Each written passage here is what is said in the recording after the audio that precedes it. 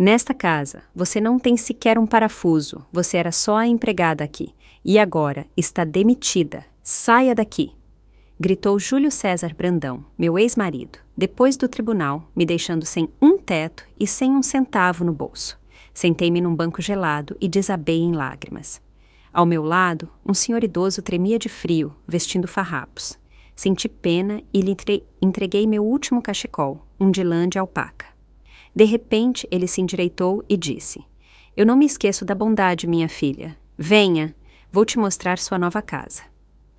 Júlio César, que passava de carro naquele instante, quase bateu num poste ao presenciar a cena. Olá! Se estiver gostando, não se esqueça de se inscrever e curtir, mas para entender como minha vida desmoronou e recomeçou, precisamos voltar 5 minutos no estacionamento do Tribunal de Justiça da capital. O vento frio chicoteava meu rosto, mas mal conseguia sentir. Júlio César estava parado ao lado do porta-malas aberto do seu enorme SUV preto. Seu rosto, geralmente liso e bem cuidado, estava contorcido pela raiva. Ele puxou minha mochila de academia, a única coisa que me permitiram levar, e a atirou com força na neve suja. Pegue os seus trapos! Ele berrou tão alto que os pedestres do outro lado da rua se viraram. E não ouse aparecer perto do meu portão de novo. A segurança tem instruções. Se te virem a menos de 100 metros, vão soltar os cachorros. Eu fiquei em silêncio. Não havia nada a dizer. O juiz tinha lido a decisão em voz monótona havia apenas meia hora. O contrato de casamento que assinei 15 anos atrás, sem ler, porque eu amava, havia se transformado em uma sentença. Não recebi nada. Nenhuma participação no negócio que construímos juntos, assando bolos na nossa primeira cozinha. Nem o apartamento, nem o carro. A porta do SUV se abriu um pouco. Lorena Siqueira espiou para fora. Ela usava um casaco de pele branco que valia mais do que todos os meus pertences naquela mochila miserável. Ela não saiu no frio, apenas abaixou o vidro, ajeitou o cabelo loiro perfeitamente penteado e soltou uma gargalhada alta e estridente.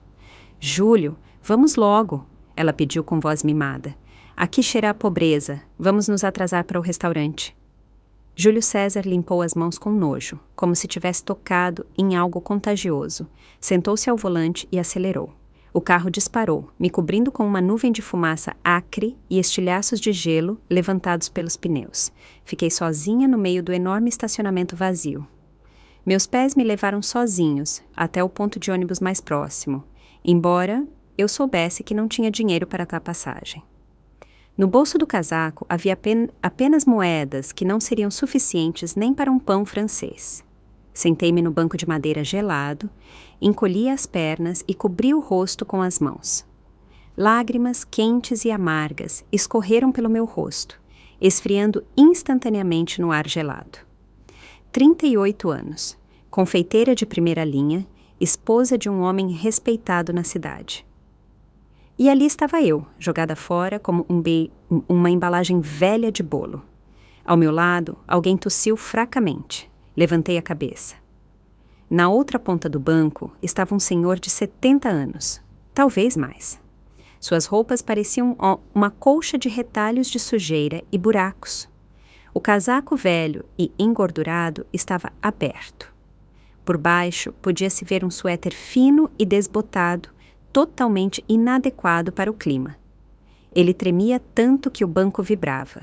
Suas mãos, azuis de frio, tentavam fechar a gola, mas os dedos não o obedeciam. Ele não pedia dinheiro, nem sequer olhava para mim, apenas tentava não morrer congelado. Olhei para minha mochila na neve, depois para minhas mãos, em luvas de couro quentinhas. Eu estava mal, mas aquele homem estava mortalmente gelado. Eu, pelo menos, tinha saúde e forças para me levantar. Ele parecia não ter mais nada. Lentamente, desenrolei meu cachecol. Era a única coisa cara que Júlio César não tinha conseguido tomar. Uma ampla e quente echarpe de lã de alpaca de verdade. Um presente da minha mãe que me aqueceu nas últimas 3 estações. Aproximei-me do senhor. Tome, disse baixinho, colocando o cachecol sobre seus ombros. O idoso estremeceu, como se tivesse levado um choque, e levantou os olhos para mim. Os olhos eram surpreendentemente claros, cinza claros, nada parecidos com os de um velho. Enrole-se bem, eu ordenei, e minhas mãos começaram a envolver seu pescoço, como fiz centenas de vezes por Júlio César quando ele saía para a obra no frio.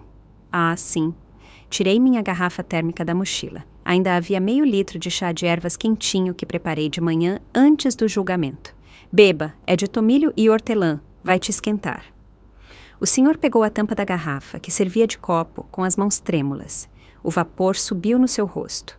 Ele deu um gole, depois mais um. Ansiosamente, mas com cuidado. A cada gole, o tremor intenso do seu corpo diminuía. O cachecol de lã guardava o calor. Ele terminou o chá e fechou a tampa da garrafa térmica com cuidado. Então, endireitou as costas lentamente. E então, algo estranho aconteceu. Um segundo atrás, à minha frente, estava um mendigo fraco e patético. Mas agora, com os ombros eretos sob o meu cachecol caro, ele parecia diferente. Havia rigidez em sua postura. Ele olhou para mim não como um pedinte, mas como alguém acostumado a dar ordens. Muitas pessoas passaram por mim nesta cidade hoje. Sua voz estava rouca, mas firme. Alguns viraram o rosto, outros jogaram moedas para aliviar a consciência. Você é a primeira que entregou o seu próprio calor. Ele se levantou. Seus movimentos se tornaram confiantes. Eu não me esqueço da bondade, minha filha, e sempre pago minhas dívidas. Levante-se. Para onde? Perguntei, confusa, enxugando as lágrimas secas. Para casa, ele respondeu simplesmente. Venha, vou te mostrar sua nova casa. Parecia loucura, mas havia tamanha autoridade em seu tom que eu o obedeci. Peguei minha mochila e o segui. Andamos apenas 200 metros, viramos a esquina e chegamos à Avenida Bandeirantes. Bem em frente ao sobrado que Júlio César construiu com o meu dinheiro estava outro casarão. Os moradores o chamavam de Casarão do General. Uma enorme construção de pedra atrás de um alto portão de ferro forjado. As janelas estavam lacradas com tábuas há uns 10 anos. O portão enrolado em correntes. Diziam que o proprietário havia morrido no exterior e os herdeiros brigavam na justiça. A casa se destacava como uma mancha escura e sinistra no meio dos novos e brilhantes edifícios. O senhor caminhou com confiança até o portão maciço. Naquele momento, ouvi um ronco de motor atrás de mim. Reconheci o som. O SUV preto de Júlio César deslizava lentamente pela rua. Aparentemente, ele resolveu dar a volta e voltar para desfrutar mais uma vez da minha humilhação, para me ver vagando na neve em direção à rodoviária. O carro parou ao nosso lado. O vidro desceu. Júlio César pôs a cabeça para fora. Um sorriso repulsivo brincava em seu rosto. Olha só, Valéria Matos arranjou um cavalheiro à sua altura. Ele gritou, enquanto Lorena dava risadinhas ao lado. Um par excelente, a rainha do lixão e o seu rei. O senhor sequer virou a cabeça. Ele se aproximou do painel enferrujado do interfone, escondido sob a neve no pilar de tijolos do portão. Tirou a luva, não a minha, mas um trapo esfarrapado que usava antes, e discou rapidamente uma longa combinação de números. Plic, plic, plic. Um toque longo. A luz verde acendeu. O mecanismo do portão, que parecia ter enferrujado por completo ao longo dos anos, emitiu um zumbido baixo e suave. As pesadas folhas tremeram e começaram a se abrir lenta e graciosamente para dentro. O sorriso desapareceu do rosto de Júlio César. Vi seus olhos arregalados. Ele estava tão concentrado no portão se abrindo da mansão abandonada que se esqueceu do freio. O carro avançou, o pneu subiu na calçada e o SUV bateu no paralama em um poste de luz com um baque surdo. Entre, disse o senhor, fazendo um gesto convidativo com a mão em direção ao caminho limpo que levava à entrada principal. Não tenha medo. Entrei na propriedade, sentindo nas costas o olhar atordoado do meu ex-marido. O portão começou a se fechar atrás de nós, nos isolando da rua. Estávamos parados no meio de um enorme pátio. De perto, a casa parecia ainda mais majestosa, embora precisasse de cuidados. O senhor se virou para mim. Agora que estávamos a sós, ele tirou o gorro sujo. O cabelo grisalho estava bem cortado. Meu nome é Miguel, ele disse. E não sou um invasor, caso você tenha pensado. Ele tirou um chaveiro do bolso fundo. Eu sou o proprietário desta propriedade e do terreno onde ela se encontra. Ele acenou com a cabeça na direção da cerca, atrás da qual se podia ver o pomposo sobrado de 3 andares de Júlio César, com seus leões dourados na entrada. Seu ex-marido acha que é o dono da vida. Miguel Ignácio Coutinho sorriu, e o sorriso era assustador. Mas ele se esqueceu de um detalhe. Quando ele pegou o empréstimo para construir o palácio dele, ele hipotecou o terreno e a própria casa. Ele parou de pagar o banco há 6 meses, na esperança de que suas conexões na prefeitura o encobririam. Miguel inseriu a chave na fechadura da pesada porta de carvalho. A fechadura estalou facilmente, como se tivesse sido lubrificada ontem. Ele não sabe que há um mês a dívida atrasada dele foi comprada por um investidor particular. Esse investidor sou eu. Seu marido mora na minha casa, Valéria, e agora eu decido quanto tempo ele ainda tem ali. Passei pela soleira e a pesada porta de carvalho se fechou atrás de mim, isolando o barulho da rua e os gritos histéricos de Júlio César. Por dentro cheirava a papel velho, pedra fria e tempo. Miguel apertou o interruptor. Bem no alto do teto, um enorme lustre de cristal estalou secamente e se acendeu. A luz brilhou na camada de poeira que cobria os móveis, protegidos por panos brancos. O lugar parecia um reino adormecido, congelado há muitos anos. Miguel caminhou até o centro do hall. Seus passos ecoaram no chão de mármore. Ele não estava mais curvado. Dentro das paredes de sua própria casa, ele parecia um gigante. Aqui há 30 cômodos, ele disse gesticulando. Por 10 anos, a única pessoa que entrou foi eu. Eu morei na edícula do jardineiro enquanto observava seu marido construir o império dele sobre mentiras. Mas agora chegou a hora. Ele se virou para mim e me encarou de forma severa, com autoridade. Eu não preciso de empregada, Valéria. Empregadas podem ser contratadas por centavos e vão roubar o açúcar. Eu preciso de uma gerente, uma dona de casa que devolva a vida lá a este lugar. Sua tarefa é colocar tudo em ordem. A cozinha é o seu reino. Alimentos na despensa, congeladores funcionando. Eu verifico o gerador toda semana. Ele fez uma pausa e acrescentou em voz mais baixa. E eu preciso ser alimentado como você alimentou aquele velho no banco. Com alma. Você concorda? Olhei para minhas mãos. 1 hora atrás, pensei que minha vida tinha acabado. Agora, estavam me oferecendo as chaves de um palácio. Eu concordo, eu disse firmemente. Então, mãos à obra. Seu quarto é no 2º andar, o primeiro à direita. Há água quente lá. Arrume-se enquanto eu cuido dos documentos no escritório. Não perdi 1 segundo. A primeira coisa que fiz foi subir. Um banho quente tirou de mim não apenas o frio do estacionamento, mas também a sensação pegajosa da humilhação. Encontrei no armário uma toalha limpa e um roupão simples, mas de boa qualidade. Vestida, desci para a cozinha. Aquilo era um sonho, não uma cozinha. Enormes fornos profissionais, utensílios de cobre, bancadas de mármore. Havia poeira por toda a parte, mas sob ela se escondia a magnificência. Encontrei farinha, ovos, fermento e manteiga em uma geladeira industrial gigante que zumbia no canto. Minhas mãos se lembraram dos movimentos habituais. Misturar a massa me acalmava. Eu sovei com raiva, colocando em cada soco toda a minha fúria contra Júlio César, contra Lorena, contra a injustiça. 2 horas depois, um cheiro incrível de pães e salgados frescos flutuou pela casa enorme e vazia. Pãezinhos, esfirras de carne, broa. A casa começou a despertar, e do outro lado da rua, no sobrado dos leões dourados, o pânico se instalava. Vi isso pela janela da cozinha. Júlio César corria pelo pátio com o telefone no ouvido. Ele tinha reconhecido Miguel. É claro que ele o reconheceu. 15 anos atrás, Júlio César, então um empreiteiro jovem e arrogante, havia convencido o velho dono de uma fábrica de tijolos a assinar documentos de transferência de direitos, prometendo-lhe uma pensão vitalícia. Depois, declarou a fábrica falida, desviou o dinheiro e colocou o velho na rua, espalhando o boato de que ele havia bebido demais e morrido em uma vala. A ressurreição de um morto ameaçava Júlio César não apenas com a perda de reputação. Era um colapso. Júlio César gesticulava, apontando para o nosso portão.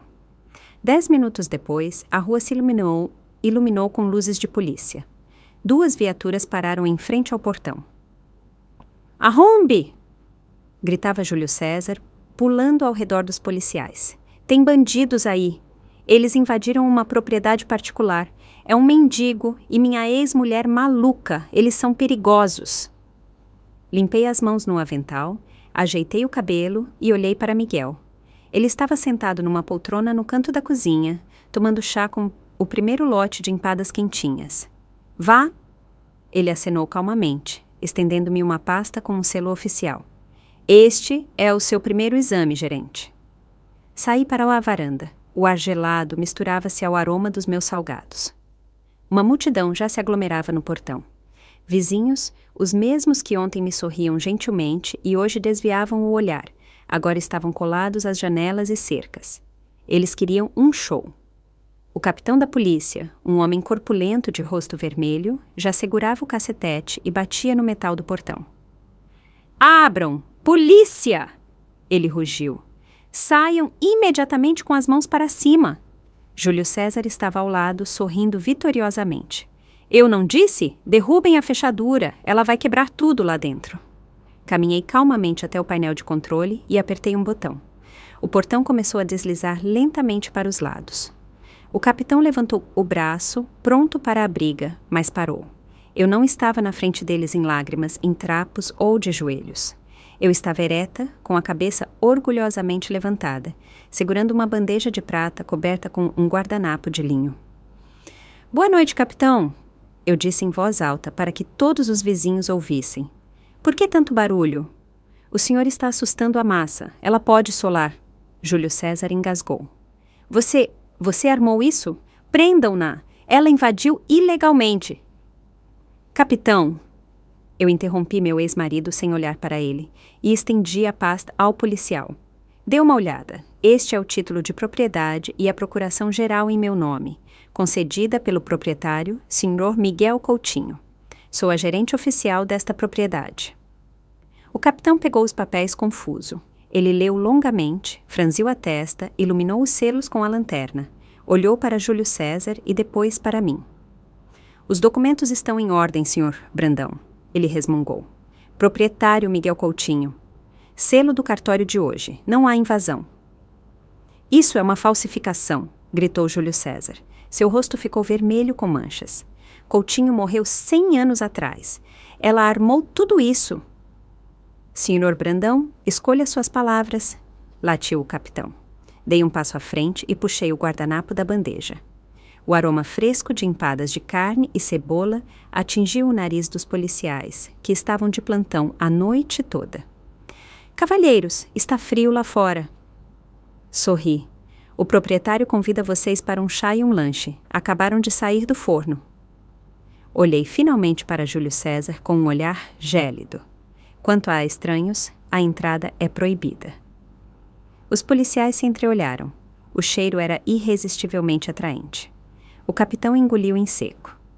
Bem, se os documentos estão em ordem, a verificação está feita. É preciso entrevistar os moradores. Ele murmurou, estendendo a mão para uma empada. Júlio César estava parado, abrindo e fechando a boca como um peixe jogado no gelo. Ele havia sido humilhado. Publicamente, na frente de todo o condomínio, ele foi feito de bobo e a polícia que ele chamou como seu cão de guarda agora estava comendo na mão da ex-mulher. Você vai se arrepender, ele sibilou no meu rosto enquanto o capitão passava por ele para entrar no pátio. Eu vou te destruir, você não tem um tostão, você não é ninguém. E então, uma calma glacial me atingiu. Eu me lembrei de tudo. Lembrei-me de como ele escondia o telefone, de como se trancava no escritório, de como mentia sobre os baixos lucros da empresa enquanto comprava diamantes para Lorena.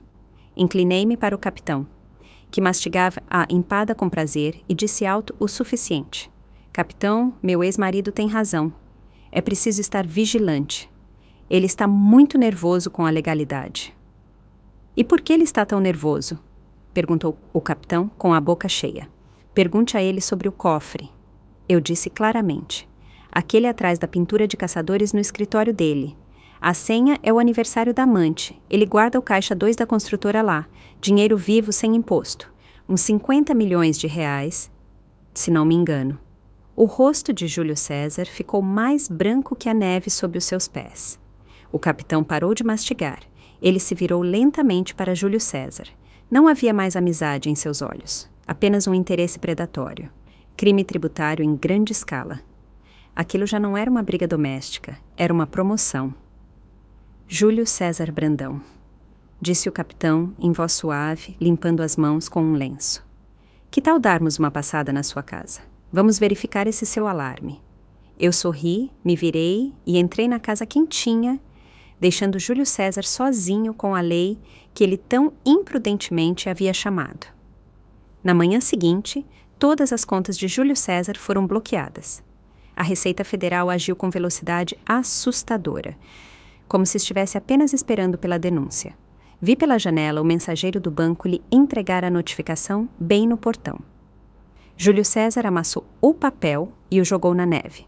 Seu rosto estava roxo de raiva, mas em casa, um golpe mais terrível do que o fisco o aguardava. Lorena. A voz estridente dela podia ser ouvida até do outro lado da rua, atravessando os vidros duplos. Você me prometeu um casaco de pele. Você prometeu as Maldivas esta semana. Por que meu cartão não funciona no salão de beleza? Eu pareço um espantalho. Júlio César tentou acalmá-la, mas seus argumentos sobre dificuldades temporárias se afogaram na histeria dela. Ele precisava urgentemente salvar as aparências. Se a cidade soubesse que Júlio César Brandão estava falido, ele seria devorado pelos concorrentes. Ao meio-dia, os boatos se espalharam pela cidade. Para abafá-los, Júlio César fez um movimento audacioso. Ele anunciou um noivado grandioso. Uma festa para o mundo todo no sábado à noite. Ele enviou convites para toda a elite, o prefeito, o procurador-chefe, grandes empresários. Era um blefe, uma tentativa desesperada de mostrar que ele estava no controle. Miguel, sentado em sua poltrona perto da lareira, ouviu atentamente meu relato dessas notícias. Ele largou o jornal e estreitou os olhos astutamente. Então ele está dando uma festa, noivado com essa moça. Excelente. Nós também faremos uma recepção. Nós? Eu me surpreendi. Mas a reforma ainda não acabou. Os móveis estão cobertos. Tire os panos, Valéria. Ele cortou.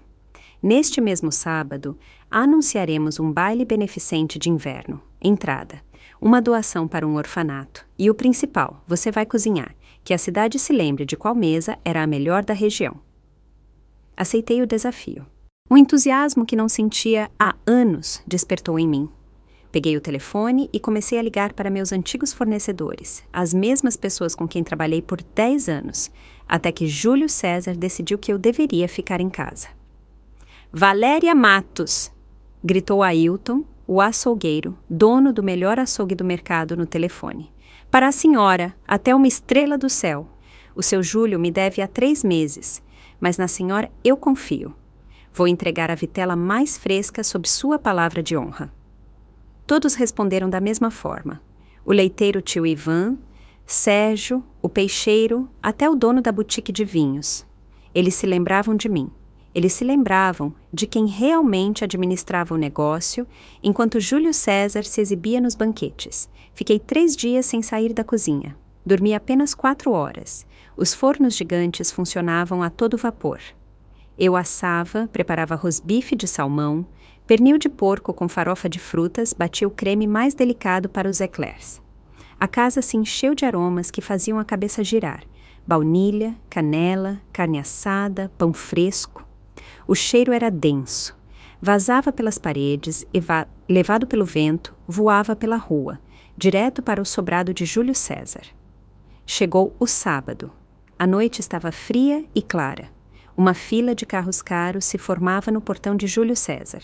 As damas, em vestidos de gala, apressavam-se para dentro, tremendo de frio. Júlio César as recebia na varanda, brilhando com um sorriso falso. Lorena pendurava-se em seu braço, exibindo um anel com uma pedra enorme, certamente comprada a crédito ou empenhada. Aqui estava tranquilo. Miguel não gostava de pompa. Apenas abrimos o portão e acendemos as luzes em todas as janelas. O casarão brilhava como um brinquedo de Natal. Passou-se 1 hora. Eu estava na janela da sala, observando a casa do outro lado. Algo estava errado lá. Os convidados se aglomeravam no hall, mas ninguém entrava na sala de jantar. Vi Júlio César gesticular nervosamente, conversando com alguém de uniforme de chefe. De repente, a porta dos fundos do sobrado de Júlio César se abriu. Pessoas de toucas brancas saíram. Carregavam bandejas vazias e caixas. Estavam embarcando na van. O buffet está indo embora, constatou Miguel, aproximando-se da janela. Aparentemente, o cartão de Júlio César não funcionou lá também. Ele não pagou o adiantamento e ninguém é tolo de trabalhar fiado. Uma catástrofe se anunciava na casa em frente. Os convidados, acostumados ao luxo, estavam com taças de champanhe barato, mas não havia petiscos. A fome é uma força terrível, especialmente quando você está acostumado a ter o melhor. E então o vento mudou. Abri a janela basculante. O aroma poderoso dos meus pastéis quentes, de cogumelo e frango, invadiu a rua. Vi os convidados de Júlio César começarem a cheirar o ar. Um por um, saíram para a varanda para respirar. O que é que está cheirando? Ouvi de longe. Meu Deus, é um autêntico empadão cremoso. E a gente aqui só tem crackers. O primeiro a não aguentar foi o prefeito Pedro. Ele era um conhecido gourmet. Ele simplesmente desceu da varanda de Júlio César, atravessou a rua e se aproximou do nosso portão aberto. Miguel Coutinho! Ele gritou, vendo o anfitrião na soleira. Dizem que o senhor voltou e o cheiro está irresistível. Por favor, Pedro, Miguel o convidou com um gesto amplo. Temos um evento beneficente e o jantar já está servido. Foi o rompimento da barragem. Vendo que o prefeito havia entrado, os outros convidados, esquecendo-se da etiqueta e de Júlio César, seguiram o exemplo. 20 minutos depois, o sobrado de Júlio César estava vazio. Lá, restavam apenas ele, a furiosa Lorena e uma pilha de copos sujos. Em nossa casa era uma festa. As pessoas comiam como se não comessem há uma semana. Elogiavam o Chester, gemiam de prazer ao provar meus bolos. Eu estava de volta ao meu elemento. Eu não estava apenas servindo chá, eu era anfitriã da noite. As pessoas vinham até mim, apertavam minha mão, me davam palavras carinhosas. Pareciam ter acordado do hipnotismo de Júlio César. Entre os convidados estava Benjamin Lira, o arquiteto-chefe da cidade, um senhor idoso e intelectual. Ele estava terminando com prazer um pedaço de torta de cereja quando me aproximei para lhe servir chá. Ele estava perto da janela panorâmica, que dava diretamente para a cerca de Júlio César.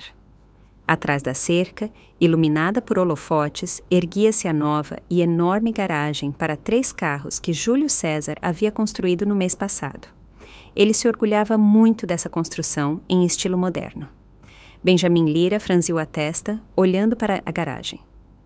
Valéria, ele perguntou baixinho, sem tirar os olhos da janela. Diga-me, o senhor Miguel Coutinho guardou os documentos do terreno? Os antigos? Os projetos originais? Claro, eu respondi. O arquivo completo está no escritório. O que aconteceu? O arquiteto balançou a cabeça e vi em seus olhos uma raiva, não burocrática, mas uma raiva humana e genuína de quem ama a história. Eu imaginei, ele murmurou. Quando Júlio César apresentou o projeto, ele alegou que ali era um terreno baldio, mas eu me lembro, meu avô construiu este casarão. Ele se virou para mim e disse em voz alta, fazendo com que as conversas na sala cessassem. Valéria, senhor Miguel, vocês sabem sobre o que está construída aquela garagem vulgar do seu vizinho? Lá, sob o concreto. A voz do arquiteto tremia de indignação. Estão as ruínas do Jardim de Inverno do Comerciante, um patrimônio histórico do século XIX. Ele está no registro de bens tombados. Era categoricamente proibido construir ali. Um silêncio pairou na sala. A destruição de um monumento histórico em nossa cidade, que se orgulhava de seu passado, não era apenas uma violação, era um sacrilégio. Mais ainda, continuou o arquiteto, tirando os óculos e limpando-os com um lenço. A julgar pelo mapa de limites que vejo daqui, a cerca de Júlio César foi movida 4 metros para o lado de vocês. Ele construiu a garagem não apenas sobre um monumento histórico, ele a construiu no seu terreno. A multidão ofegou. As pessoas que, há 1 hora, parabenizavam Júlio César pelo noivado, agora olhavam para a casa dele com repulsa. Isso já não é uma infração administrativa, disse o prefeito, de forma dura, afastando o prato. É um caso criminal. E demolição. Demolição imediata às custas do proprietário. Olhei pela janela. Júlio César estava sozinho e pequeno perto de sua garagem, chutando o pneu do seu carro, sem saber que naquele momento, ao som de uma valsa e taças tilintando, sua sentença estava sendo assinada pelas pessoas mais influentes da cidade. A notificação chegou na manhã seguinte, antes mesmo do nascer do sol. O mensageiro da prefeitura não tocou a campainha. Apenas colou o aviso de demolição no leão dourado do portão de Júlio César. Vi isso da janela da cozinha, enquanto preparava a esponja para o pão. O selo vermelho vivo de construção ilegal brilhava no papel cinzento como uma marca. 5 minutos depois, o inferno começou na casa em frente. Júlio César correu para a varanda vestindo apenas um roupão, rasgou o papel, amassou-o e começou a pisá-lo, gritando maldições. Mas gritos não destroem concreto. Ele precisava de um milagre ou de uma trapaça. E ele escolheu a trapaça. Vi a portinhola da casa dele se abrir meia hora depois, e de lá saiu Dona Regina, minha ex-sogra. Ela atravessou a rua apressadamente, enrolada num chale de plumas, olhando para trás a cada passo, como se temesse que Júlio César a observasse pela mira de um rifle. Sua aparência era deplorável, geralmente arrogante, sempre com uma postura impecável, agora parecia uma velha corcunda. Ela apertou a campainha com hesitação. Valéria, Valerinha, sou eu. Sua voz tremia no interfone. Me deixa entrar, pelo amor de Deus, precisamos conversar. Não ponha uma velha no frio. Miguel tomava café à mesa. Ele ergueu uma sobrancelha, interrogativo. É um cavalo de Troia, Valéria. Você sabe, não sabe? Eu sei, respondi, secando as mãos no pano. Mas ela ainda é a mãe do meu ex-marido. E avó dos meus filhos não nascidos. Não posso deixá-la no frio. Abri o portão. Dona Regina entrou no hall, gemendo e segurando o peito. Ela cheirava a naftalina e perfume pesado e caro. Uma mistura estranha e enjoativa. Oh, Valerinha! Oh, minha querida! Ela começou a lamentar, tentando me abraçar. Mas eu me afastei gentilmente. Como você se arrumou aqui? Um palácio, um verdadeiro palácio. E na nossa casa é um inferno. Aquela garota, Lorena, é um monstro. Ela não cozinha. A casa está suja. Ela só exige dinheiro e grita. Júlio está irreconhecível. Emagreceu, abatido. Ela se jogou na cadeira da cozinha e limpou os olhos dramaticamente com um lenço. Eu sinto tanta falta de você, Val. Da sua moqueca, do aconchego. Júlio esse é um tolo. Que tolo ele é. Ele está arrependido, Val. Ele me disse ontem, mãe, que mulher eu perdi. Eu a ouvi e senti pena se agitar dentro de mim. Vivemos sob o mesmo teto por 15 anos. Eu sabia que ela gostava de fofoca e dinheiro, mas não pensei que fosse capaz de maldade aberta. Talvez ela estivesse realmente sofrendo. Vou preparar um chá, Dona Regina. Me suavizei. Tenho pãezinhos de queijo recheados frescos. Sim, um chazinho. Ela assentiu rapidamente. Seus olhos corriam pela cozinha, pelo corredor. Onde? Onde está o proprietário? Afinal, Miguel está no jardim, verificando as estufas. Menti. Na verdade, Miguel estava em seu escritório no 2º andar. Virei-me para o fogão para encher a chaleira. O barulho da água abafou os sons na sala, mas eu, como qualquer cozinheira profissional, tinha a audição sintonizada para a menor mudança. Não ouvi o tilintar de louças nem o ranger de uma cadeira. Ouvi o som característico e silencioso do obturador da câmera de um telefone. Clique. Fechei a torneira lentamente. Na mesa do corredor, bem ao lado da entrada da cozinha, estava uma pasta. A mesma pasta com mapas históricos e o plano de limites que o arquiteto havia trazido ontem. A prova de que a garagem de Júlio César estava no nosso terreno. Dei um passo para trás em silêncio e espiei no corredor. A pena desapareceu instantaneamente. Dona Regina estava debruçada sobre a pasta. Ela folheava rapidamente as páginas antigas com uma mão e segurava o smartphone com a outra, tirando fotos de cada folha. Seu rosto estava concentrado e predatório. Sem lágrimas, sem dor no coração. Puro cálculo. Júlio César a enviou não para se reconciliar. Ele a enviou para roubar a prova, para poder alegar no tribunal que os mapas foram perdidos ou falsificados. Eu poderia ter gritado, poderia tê-la jogado porta afora, mas me lembrei das palavras de Miguel. A raiva é combustível, não a queime à toa, use-a para o motor. Voltei para a cozinha, batendo a chaleira no fogão. Dona Regina se assustou, enfiou o telefone no bolso do casaco e correu de volta para a cadeira. Quando entrei com a bandeja, ela estava sentada, com as mãos cruzadas no colo, encenando a Santa Mártir novamente. Aqui está o chá, eu disse calmamente, colocando as xícaras na mesa. Sirva-se. Obrigada, querida. Ela estendeu a mão para o pão de queijo. Você é tão gentil, não como algumas. Dona Regina, eu a interrompi, sentando-me em frente. E sua aposentadoria?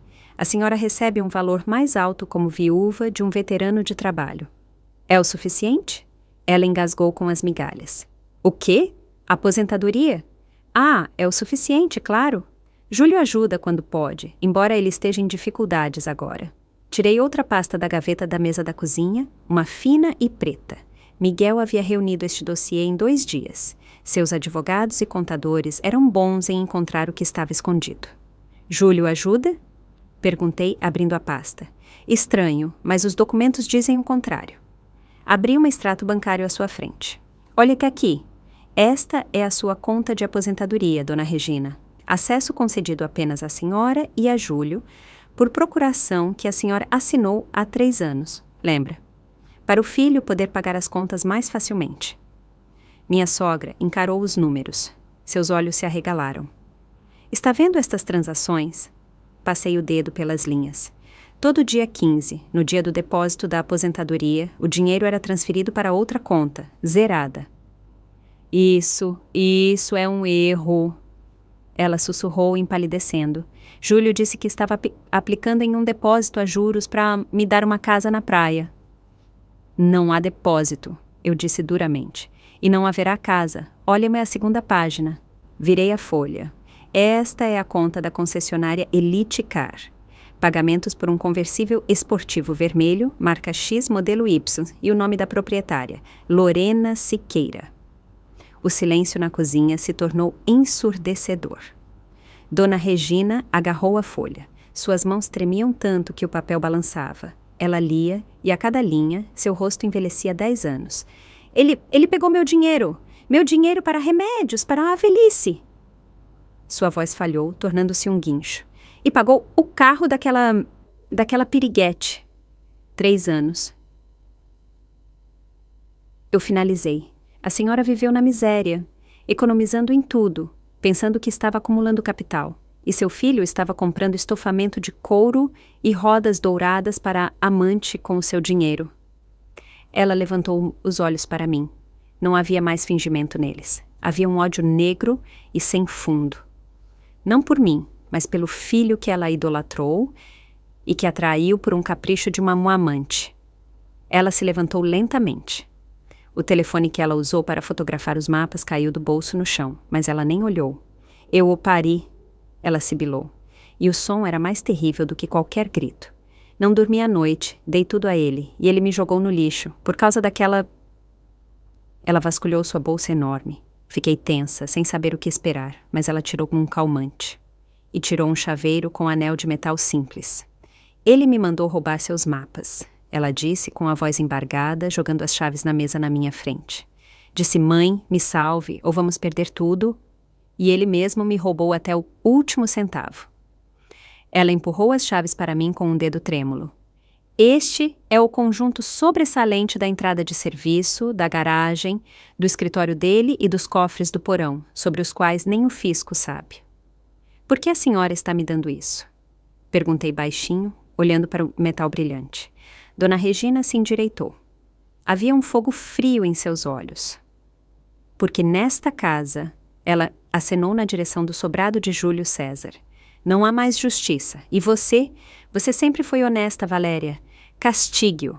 Castigue-o de um jeito que ele nunca se esqueça. Castigue-o por mim. Ela se virou e caminhou para a saída, sem sequer fechar o casaco, esquecendo o telefone no chão da minha cozinha. Fiquei sentada à mesa. À minha frente jaziam as chaves do covil do inimigo.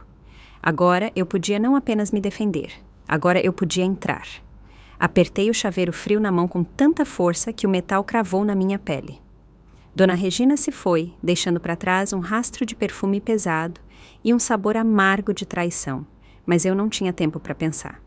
Hoje era o dia que poderia cimentar meu sucesso ou destruir a reputação que eu e Miguel vínhamos construindo nas últimas semanas. O prefeito havia encomendado um banquete para 50 pessoas em homenagem ao aniversário de sua esposa. Não era apenas um pedido, era um sinal de confiança. O destaque da mesa deveria ser o meu famoso bolo prestígio de 5 andares. Coloquei as chaves na gaveta mais funda da mesa e me atirei ao trabalho. Do outro lado da rua, atrás das cortinas de veludo do quarto, Lorena observava nosso pátio. Ela viu meus ajudantes carregando caixas de salgados para a van. Ela sabia que Júlio César não tinha mais dinheiro. Contas congeladas, cartões de crédito bloqueados. A única chance dela de se manter à tona era me destruir. Fazer Júlio César parecer novamente o único homem digno na cidade. O plano dela era primitivo, assim como ela, mas nem por isso menos perigoso. Enquanto eu acompanhava minha ex-sogra e conversava com ela na cozinha, a porta traseira da minha van, estacionada no portão para o carregamento, ficou destrancada por apenas 5 minutos. Isso foi o suficiente. Lorena, vestindo um casaco cinza discreto sobre o casaco de pele, esgueirou-se até o carro. Na carroceria, já estavam sacos abertos da farinha italiana de elite que eu havia preparado para os biscoitos. Ela não roubou nada. Apenas despejou um pacote de sal grosso de cozinha em cada saco e misturou a camada superior com a mão. Voltei ao trabalho sem suspeitar de nada. Lena, traga a farinha, eu ordenei à ajudante. A massa precisa ser feita imediatamente. Já estamos atrasadas. Lena, uma garota ágil, trouxe o saco pesado. Liguei a batedeira planetária. Ovos, açúcar, baunilha. Tudo voou para a tigela. Depois veio a farinha. Uma nuvem branca subiu no ar. A massa começou a engrossar, ganhando um belo tom cremoso. Geralmente, os confeiteiros não provam a massa crua em todas as etapas. Mas minha avó me ensinou. Val, sua língua é sua principal ferramenta. Os olhos podem enganar, o nariz pode falhar, mas o sabor nunca. Mergulhei meu dedo mindinho na tigela e lambi uma gota de massa. Eu estremeci. Minha boca se encheu instantaneamente de um amargor ardente e insuportável. Aquilo não era massa, era um concentrado de sal. Se eu tivesse assado esses biscoitos e os servido ao prefeito, seria o fim. Escândalo, envenenamento, vergonha para toda a região. Parem! Gritei, fazendo Lena derrubar a espátula. Parem as máquinas, joguem tudo no lixo. Valéria, o que aconteceu? Ela perguntou assustada. Sabotagem, eu disse, cuspindo o gosto salgado na pia. A farinha foi envenenada. Verifique os outros sacos. Verificamos tudo. Havia sal em todos. 50 quilos de farinha de primeira foram estragados. Faltavam 6 horas para o banquete. Não temos mais farinha desse tipo. Lena sussurrou, quase chorando. O que faremos? Cancelamos o pedido? Sem cancelamentos. Meus olhos se estreitaram. Corra para a despensa, traga a farinha comum nacional. Vamos peneirar 3 vezes, adicionar mais fermento.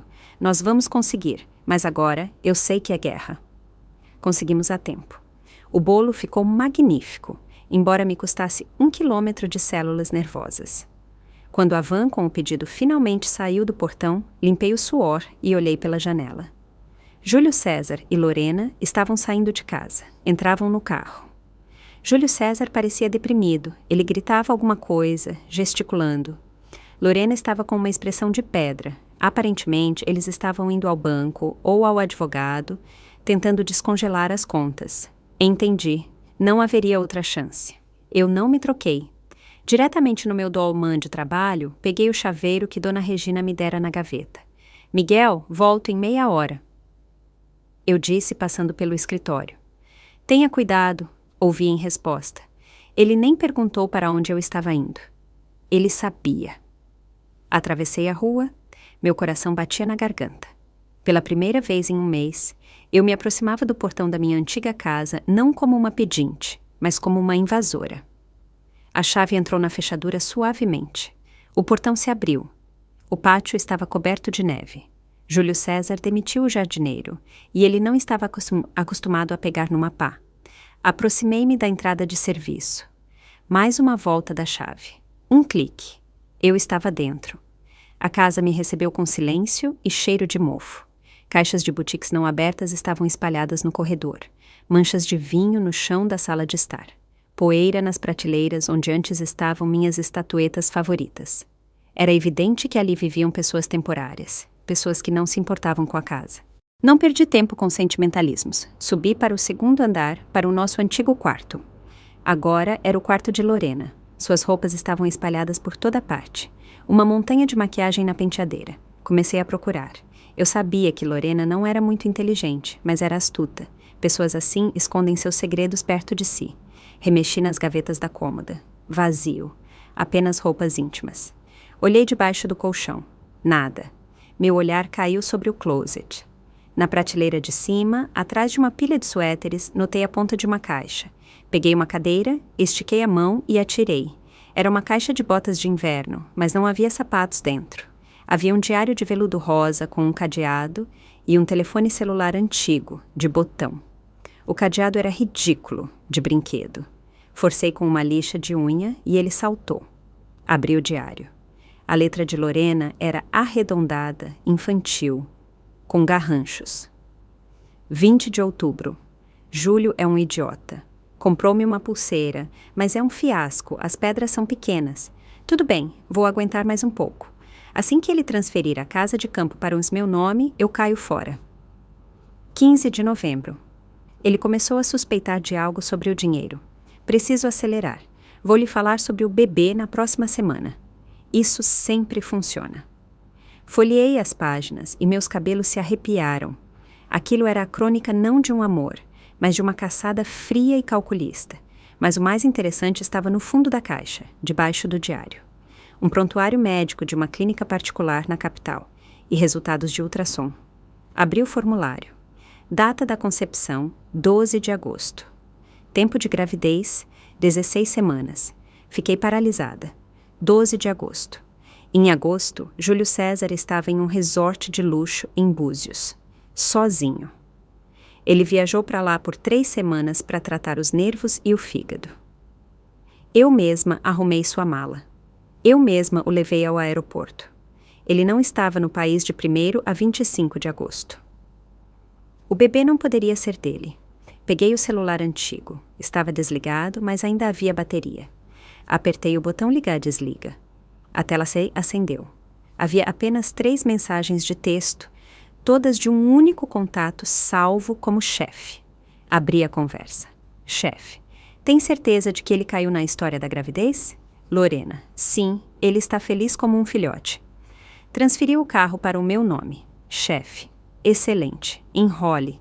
Eu preciso que ele se endivide com o banco. Até o pescoço. Assim que ele assinar o aval para o novo empréstimo, desapareça. Vamos fali-lo. Olhei para o número do remetente. Eu conhecia aquele número. A cidade inteira o conhecia. Era o número pessoal de Antônio Varela, o principal concorrente de Júlio César, o dono da maior construtora da região vizinha. O homem que tentou esmagar a empresa de Júlio César por anos.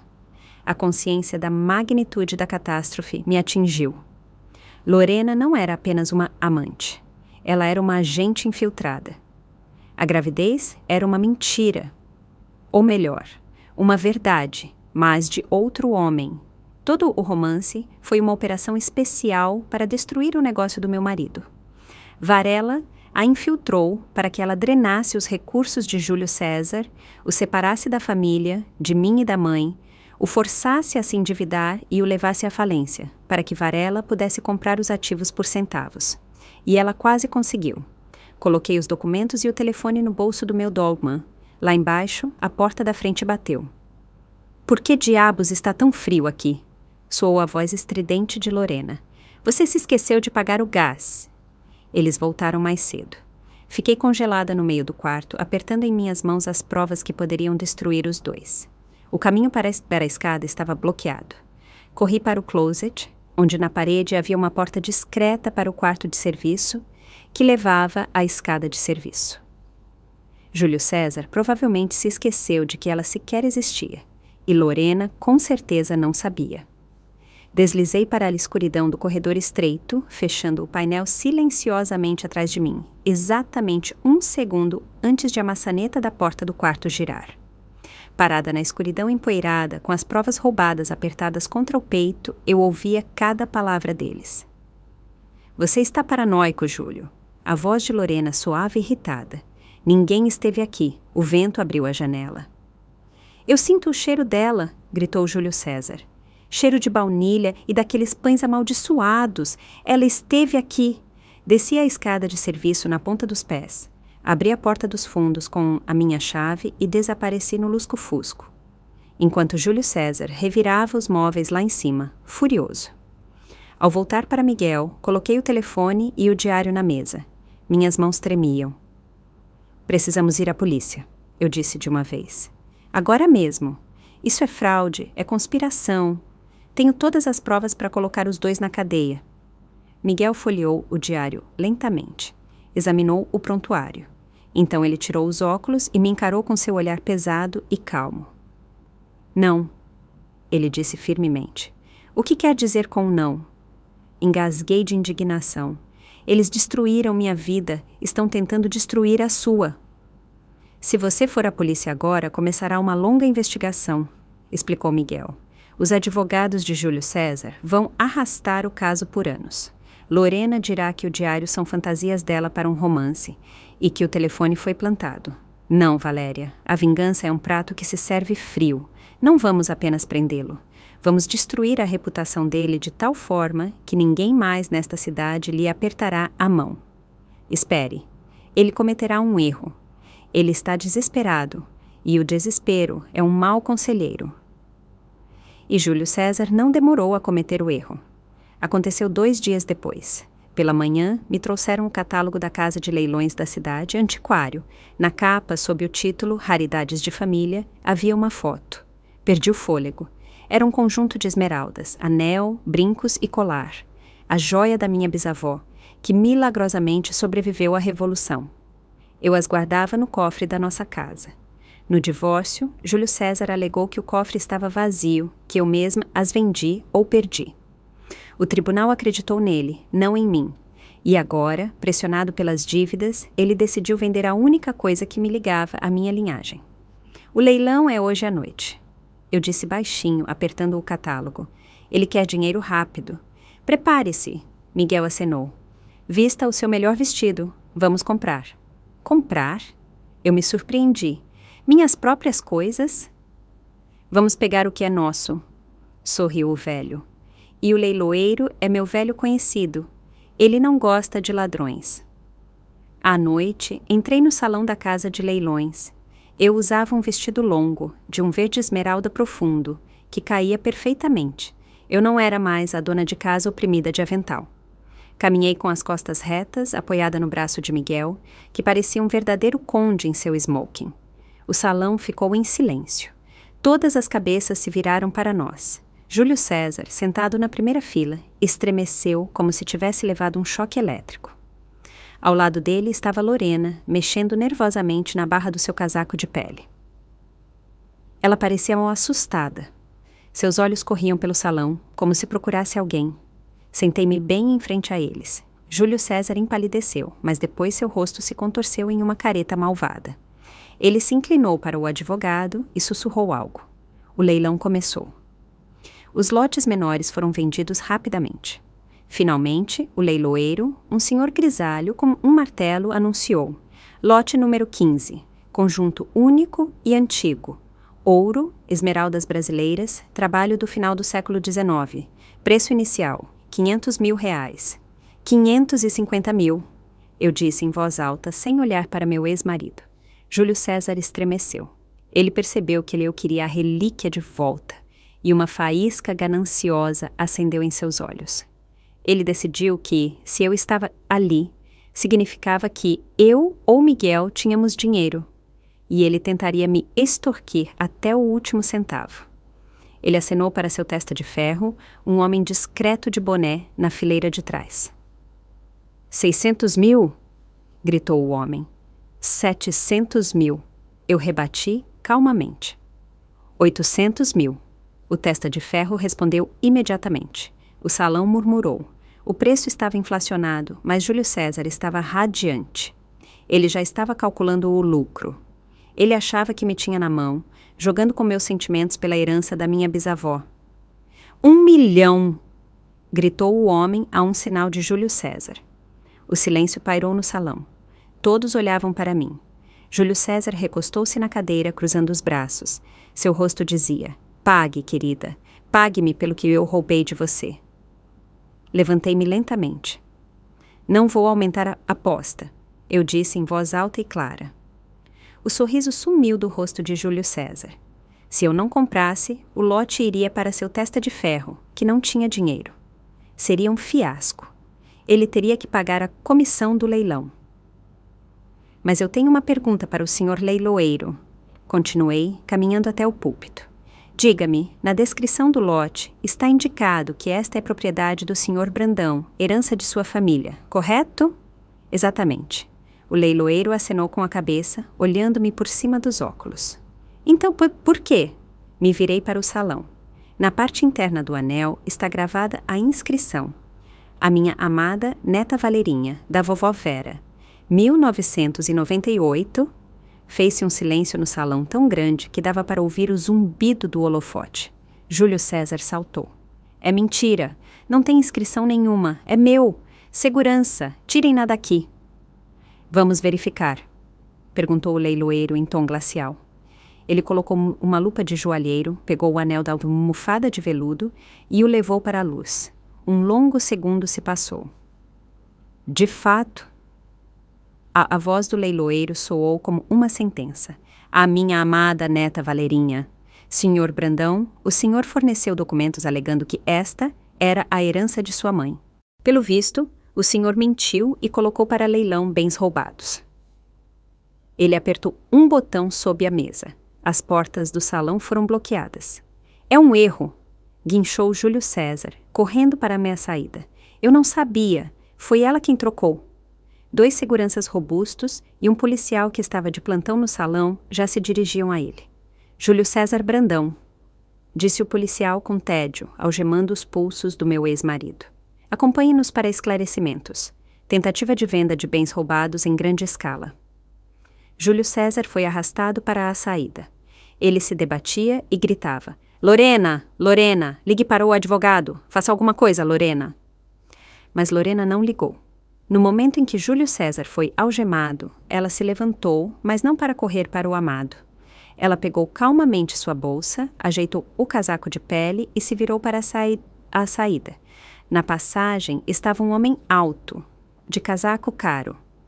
Antônio Varela, o concorrente, o chefe das mensagens de texto. O mesmo de quem ela estava grávida. Lorena se aproximou dele. Varela sorriu, ofereceu-lhe o braço e ela, brilhando com um sorriso que nunca deu a Júlio César, pegou-o. Você não esqueceu nada, querida? Perguntou Varela em voz alta, olhando diretamente nos olhos do Júlio César algemado e furioso. Não, Antônio, Lorena respondeu com voz clara. Não há mais nada aqui, só lixo. Eles se viraram e saíram do salão sob os flashes das câmeras dos jornalistas, deixando Júlio César olhando para eles. Ele parou de resistir. Ele apenas se agarrou aos policiais, vendo a mãe do seu futuro filho sair com seu pior inimigo, finalmente compreendendo que sua vida tinha acabado de se transformar em cinzas. Júlio César voltou da delegacia apenas ao amanhecer. Ele foi liberado sob fiança, enquanto o advogado, a quem prometeu um honorário triplo, resolvia as formalidades do erro familiar. Ele invadiu sua casa, pronto para descontar sua raiva em Lorena, pronto para chacoalhá-la e exigir explicações. Mas a casa o recebeu com silêncio. Um silêncio oco, morto. "Lorena!" ele gritou rouco. "Saia, sua vadia!" Ninguém respondeu. Ele subiu as escadas correndo, tropeçando nos degraus. A porta do quarto estava escancarada. Os armários estavam vazios. Cabides jaziam no chão como esqueletos de pássaros estranhos. Tudo tinha desaparecido. Seus casacos de pele, seus vestidos, seus sapatos, até as cortinas caras que ela encomendou da Itália haviam sumido. Ela havia limpado a casa. O cofre, cuja porta pendia de uma dobradiça, estava vazio. Sem dinheiro, sem documentos do carro, sem joias. Ela levou tudo o que podia carregar e vender. Júlio César desabou no chão no meio do quarto revirado. Ele percebeu que estava sozinho, absolutamente sozinho, sem dinheiro, sem reputação, sem esposa e sem amante. E no centro desse colapso havia uma figura, Valéria. Foi ela quem armou tudo. Foi ela quem colocou a cidade contra ele. Foi ela quem roubou sua sorte. O ódio, preto e quente, inundou sua mente, expulsando o medo. Ele desceu até a garagem. No canto estava um galão vermelho de gasolina para o cortador de grama. "Você quer guerra, Val?" ele sibilou, desenroscando a tampa e cheirando o cheiro acre do combustível. "Você vai ter. Eu vou queimar o seu ninho de ratos junto com o seu velho." Ele deu um gole enorme em uma garrafa de cachaça que estava na bancada, pegou o galão e saiu cambaleando para a rua. O ar gelado atingiu seu rosto, mas Júlio César não sentiu. Álcool e fúria o aqueciam por dentro. Ele atravessou a rua, derramando gasolina em seus sapatos caros. As luzes estavam acesas nas janelas do casarão em frente. Eles estavam comemorando, tomando chá, rindo dele. Mas tudo bem, agora ia esquentar. Ele se aproximou do alto portão de ferro forjado da mansão, pretendendo encharcar a fechadura com gasolina e atear fogo. De repente, faróis o cegaram. Com um leve ruído de pneus, um SUV preto e maciço parou ao lado, bloqueando sua rota de fuga. As portas se abriram simultaneamente. 2 homens saíram do carro. Não eram policiais. Eles usavam jaquetas de couro e correntes de ouro grossas. Júlio César congelou. O galão caiu de sua mão enfraquecida. O bico bateu no asfalto. A gasolina começou a escorrer em uma poça escura na neve. Ele os reconheceu. Eram os capangas de um agiota, uma empresa semi-criminosa, da qual ele havia emprestado uma enorme quantia em dinheiro há 6 meses para impressionar os investidores. Ele havia jurado a Valéria que pagou a dívida com o dinheiro roubado da herança dela. Mas ele mentiu. Ele gastou esse dinheiro em diamantes para Lorena. "Júlio! Júlio!" balançou a cabeça um dos grandalhões. Um gigante careca conhecido como Caveira. "Você não atende o telefone, não lê as mensagens de texto e os juros estão correndo."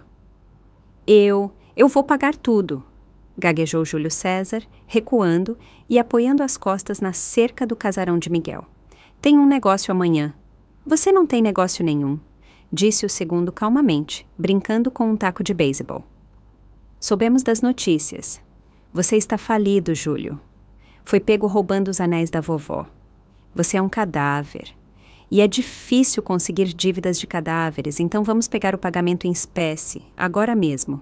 Rins estão em alta." Eles avançaram sobre ele. Júlio César soluçou, escorregando na neve perto da cerca. Ele sabia que era o fim. A polícia não o salvaria. Eles simplesmente não chegariam a tempo. "Parem." A voz feminina e calma soou. Os bandidos pararam. Júlio César levantou a cabeça, tremendo. Valéria saiu do portão. Ela estava com um casaco quente de casa sobre o vestido. Ela não parecia assustada. Parecia a dona da situação. "Val, vá embora", guinchou Júlio César. "Eles vão te matar." Valéria passou por cima da poça de gasolina e se colocou entre o ex-marido e os bandidos. "Boa noite, rapazes", ela disse. "Caveira, se não me engano." O gigante bufou surpreso. "Quem é você, mãe? Vá assar seus pães enquanto está inteira." "Eu sou quem tem o dinheiro. Ela respondeu simplesmente, ao contrário deste pedaço de desastre caído na neve. Ela tirou o telefone do bolso e lhes mostrou a tela. Eu sei quanto ele deve a vocês. 3 milhões de reais mais juros atrasados. Total, 5 milhões. Mas vocês entendem que não vão conseguir nada dele. Ele está liso. As contas dele estão bloqueadas, a casa hipotecada, o carro em leasing. Vocês podem bater nele, podem matá-lo, mas isso não trará dinheiro, apenas prisão. Os bandidos se entreolharam. Ela falava a língua deles, a língua do lucro. E o que você propõe? Caveira estreitou os olhos. Eu compro a dívida dele, disse Valéria firmemente. Agora mesmo. Por transferência para a conta offshore de vocês, mas com um desconto. Eu dou a vocês 2,5 milhões de reais. É dinheiro vivo, aqui e agora.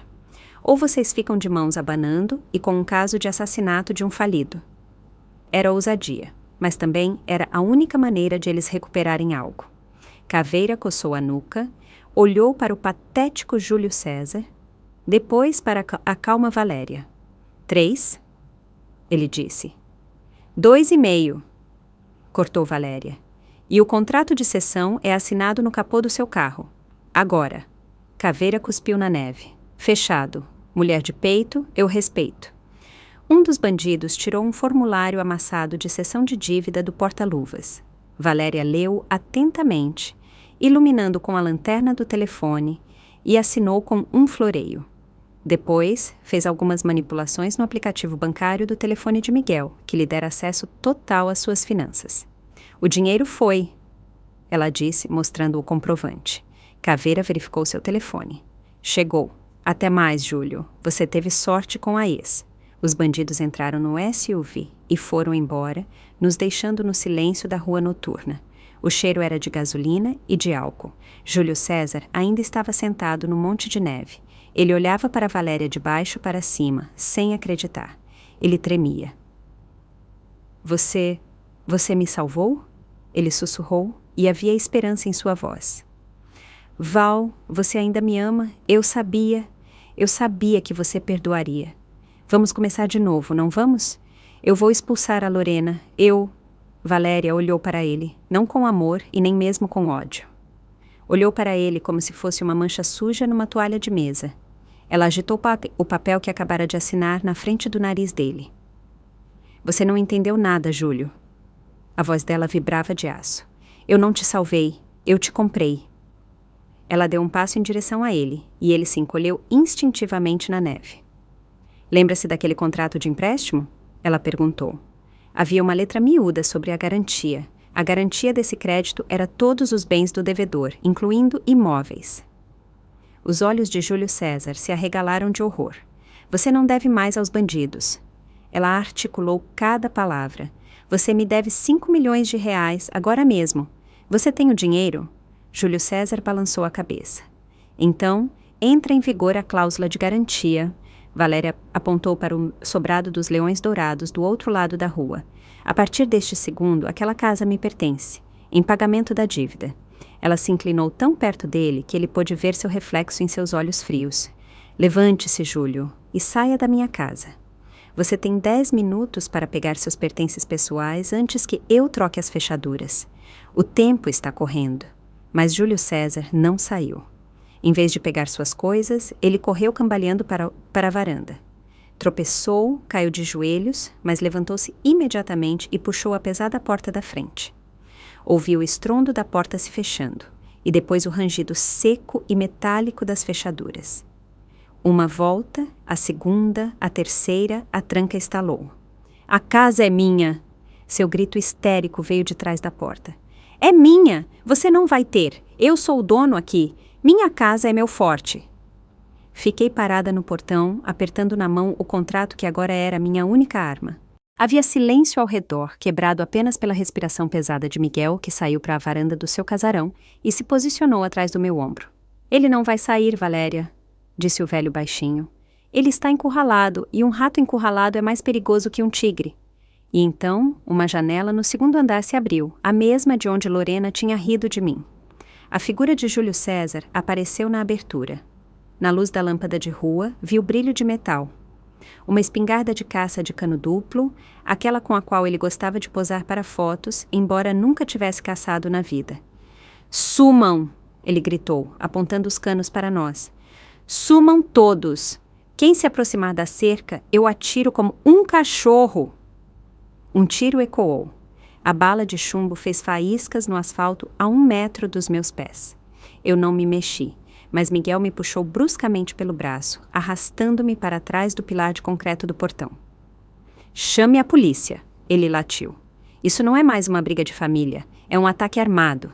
10 minutos depois, nossa rua tranquila se transformou em uma zona de guerra. Sirenes uivavam, cortando o silêncio.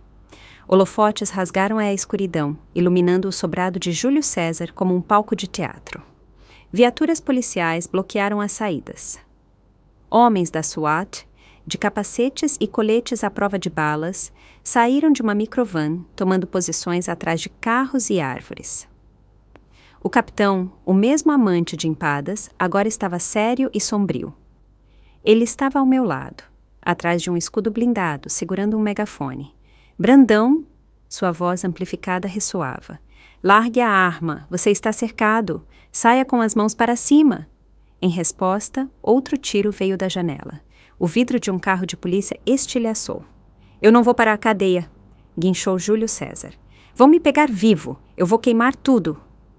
Os vizinhos, os mesmos que bebiam em suas festas recentemente, agora estavam encolhidos nos cantos, filmando tudo com seus celulares. Para eles, era um show. Um circo de graça. Valéria Matos. O capitão se virou para mim, ajeitando o capacete. Não podemos esperar. Ele está bêbado e desequilibrado. Ele tem um galão de gasolina lá dentro. Vimos ele entrando. Se ele incendiar a casa, não perderemos apenas a propriedade, mas também as construções vizinhas. Eu vou dar a ordem para o assalto. O sniper está pronto. Senti um frio na barriga. Sniper. Isso significava morte. Sim, Júlio César destruiu minha vida. Ele me jogou no frio. Ele me traiu. Ele me humilhou. Mas eu me lembrava dele de outra forma. Lembro-me de quando sonhávamos com nosso próprio negócio. De como ele se alegrou com o primeiro bolo vendido.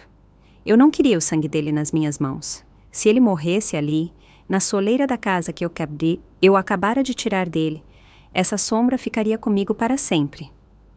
Não, eu disse firmemente. Não atirem. Me deem 5 minutos.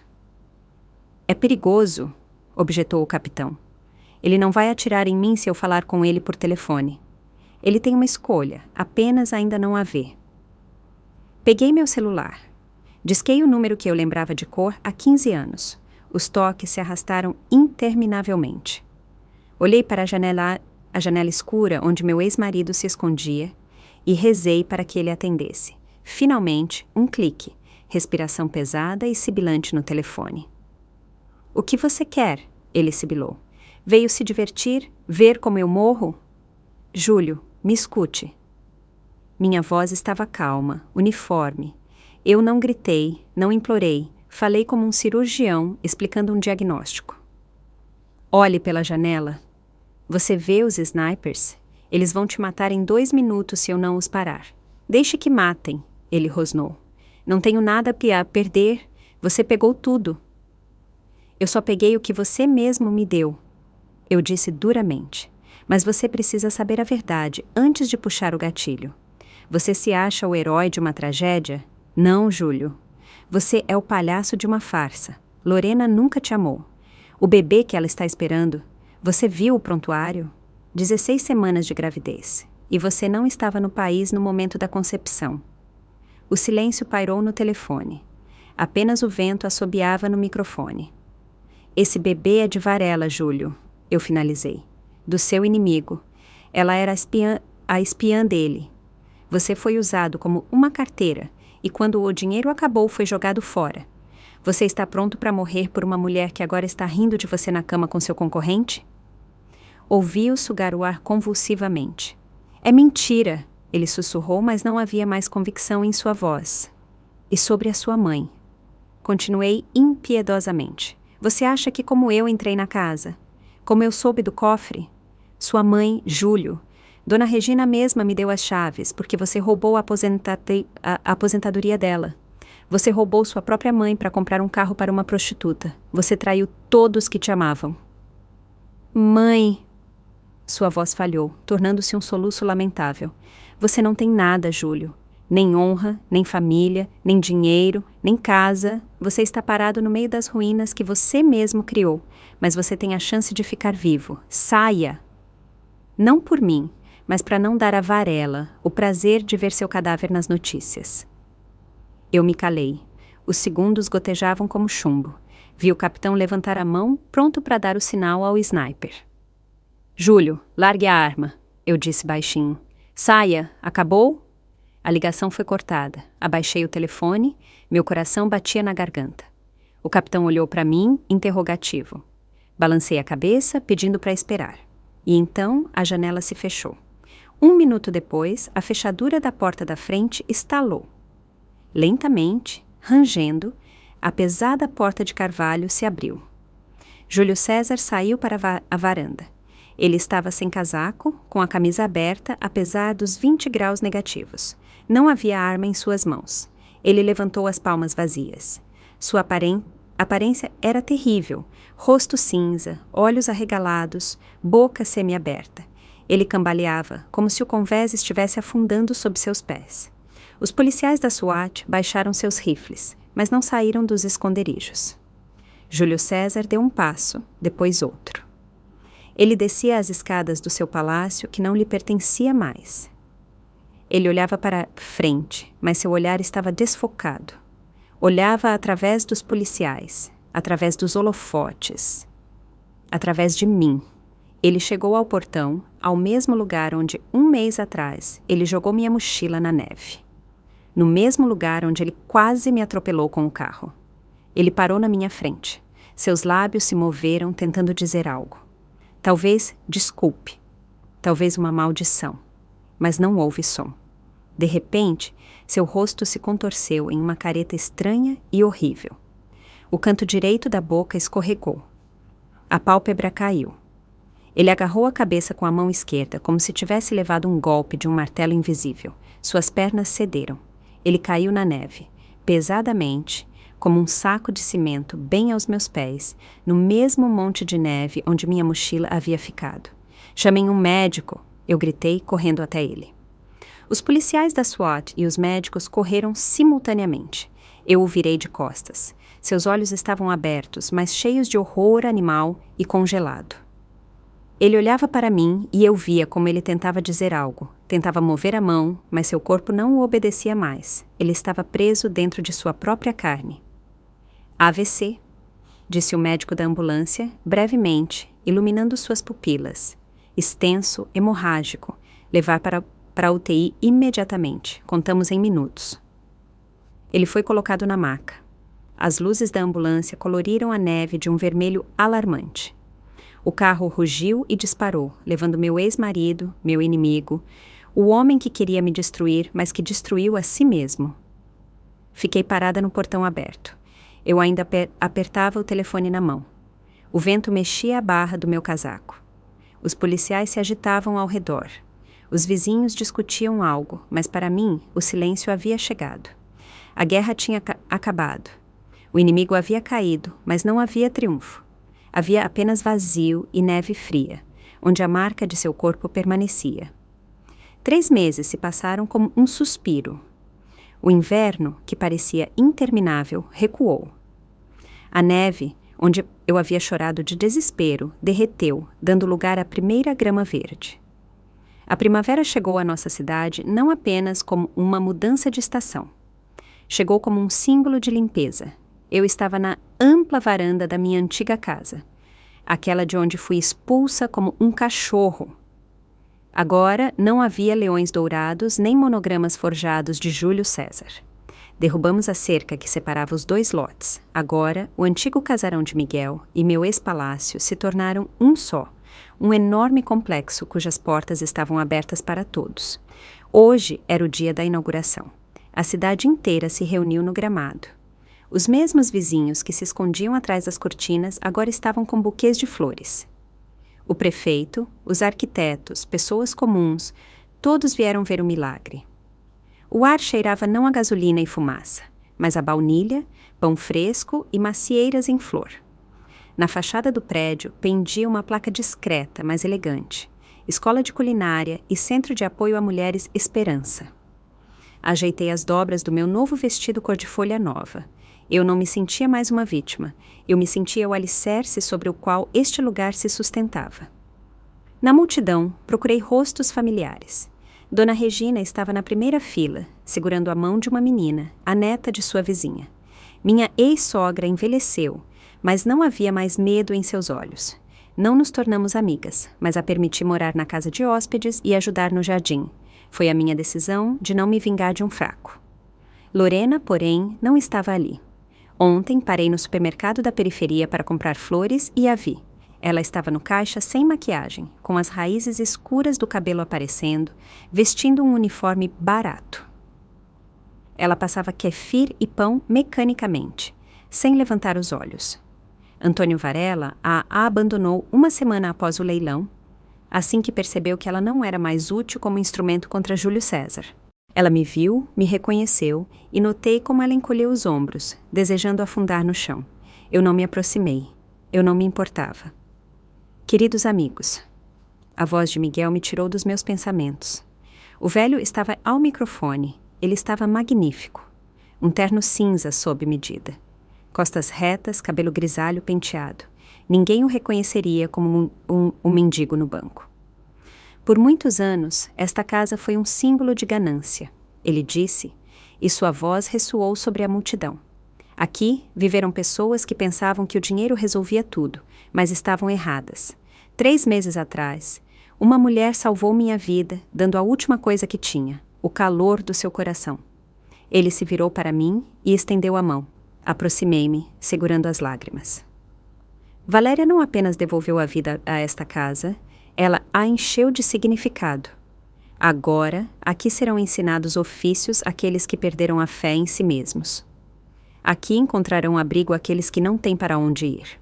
Miguel tirou um documento com selo oficial de uma pasta. Eu estou sozinho, e minha vida não será longa. Por isso, hoje eu anuncio oficialmente. Eu adotei Valéria. Ela é agora minha filha legal, minha única herdeira e a proprietária plena de toda esta propriedade.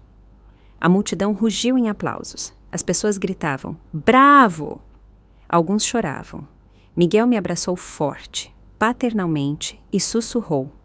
Você mereceu cada tijolo desta casa, minha filha. Cortamos juntos a fita vermelha. A festa começou. Música, risos, tilintar de louças. Mas eu ainda tinha um assunto pendente. Esgueirei-me discretamente do banquete e fui até o banco perto do portão. O mesmo banco. Agora ele não estava mais descascado e gelado. Pintamos de ouro e colocamos uma placa de bronze no encosto. Passei o dedo sobre as letras em relevo. Bondade é a única moeda que importa. Entrei no carro. Meu caminho não era para casa. O Hospital de Cuidados Continuados ficava do outro lado da cidade. Era um prédio de tijolo sombrio. Os corredores cheiravam a água sanitária e desesperança. Fui para um quarto particular. Os médicos me cumprimentaram com respeito. Eles sabiam quem estava pagando as contas. Júlio César estava deitado na cama. O AVC não o matou, mas fez algo muito pior. O prendeu. Os médicos chamavam de síndrome do encarceramento. Ele entendia tudo, ouvia tudo, via tudo. Mas não conseguia mover um braço ou uma perna. Não conseguia falar. Ele estava deitado e olhando para o teto. Seu rosto estava abatido, os olhos cheios de horror animal e congelado. Quando entrei, seu olhar disparou para mim. Uma faísca acendeu nele. Uma mistura de ódio, súplica e vergonha. Ele me reconheceu. Viu como eu estava linda, como me tornei calma e forte. Aproximei-me da cama, não me sentei. Eu nunca mais me sentaria aos pés dele. Fiquei em pé sobre ele. Olá, Júlio, eu disse baixinho. Suas pupilas dilataram. Ele provavelmente esperava que eu fosse zombar, ou que eu tivesse vindo desligar os aparelhos. Hoje inauguramos o centro? Continuei. A cidade inteira veio. Até sua mãe. Todos perguntaram por você, mas logo esqueceram. Você se tornou o passado, Júlio. Poeira. Tirei minha carteira da bolsa, peguei uma única moeda. R$1 simples. Coloquei a moeda na mesinha de cabeceira, ao lado da cabeça dele. O tilintar do metal no vidro soou ensurdecedor no silêncio do quarto. Sabe por que você está aqui, em um quarto particular, em lençóis limpos, e não na enfermaria comum, onde os desabrigados morrem? Perguntei, olhando diretamente em seus olhos. Porque eu pago por você todos os meses. Suas contas não existem mais. Lorena roubou tudo. Sua casa agora é minha. Você não tem nada. Você só está vivo, porque eu decidi assim. Seus olhos se encheram de lágrimas. Lágrimas impotentes escorreram pelas têmporas para o travesseiro. Inclinei-me perto de sua orelha. Nesta casa, você não tem sequer um parafuso. Você era só empregada aqui, e agora está demitida. Saia daqui. Sussurrei as mesmas palavras dele, com as quais o pesadelo começou. Ele apertou os olhos, tentando se esconder do seu passado, mas não podia sequer cobrir os ouvidos com as mãos. Você disse que eu era apenas uma empregada.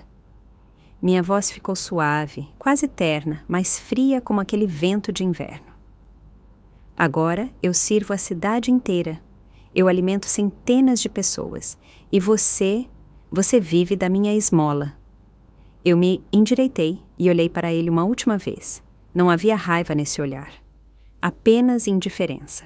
Eu te perdoo, Júlio, eu disse. Não porque você mereça perdão, mas porque você é ninguém para mim agora. Um vazio. Virei-me e caminhei para a porta. O som dos meus saltos no chão de cerâmica soou como os tiques de um metrônomo, marcando o início da minha nova vida. Saí para a rua. O sol ofuscava meus olhos. O vento agitava meu cabelo. Respirei fundo o ar doce da primavera. Eu estava livre. E pela primeira vez em muitos anos, eu estava verdadeiramente feliz. Assim termina esta história difícil e cheia de drama, meus queridos ouvintes. Uau, que final! Sinceramente, enquanto li estas últimas linhas, tive arrepios. O que vocês acham? Valéria agiu corretamente? Vamos discutir. Por um lado, ela demonstrou misericórdia. Não deixou o ex-marido apodrecer num hospital público, pagou por cuidados dignos. Isso é um ato de uma pessoa forte. Mas por outro lado, aquele real, na mesinha de cabeceira e aquelas palavras geladas. Você é ninguém para mim. Isso não é cruel demais? Ou Júlio César mereceu exatamente esse destino por sua arrogância, por ter expulsado a esposa e roubado a própria mãe? Escrevam nos comentários o que pensam. Vocês condenam Valéria ou a apoiam? O que vocês fariam no lugar dela? É muito importante e interessante para mim saber a opinião de vocês. E me digam, gostariam de saber o que aconteceu depois? Como se desenrolou o destino de Valéria e Miguel em sua nova casa compartilhada? Valéria encontrou um novo amor e Lorena aprendeu a lição trabalhando no caixa? Se quiserem ouvir a continuação desta história, não deixem de comentar. Se o conto tocou seu coração, por favor, apoiem meu trabalho, curtam. Cliquem no polegar para cima e se inscrevam no canal. Assim saberemos que estão conosco e ficaremos felizes em trazer novas histórias de vida para vocês. Tudo de bom!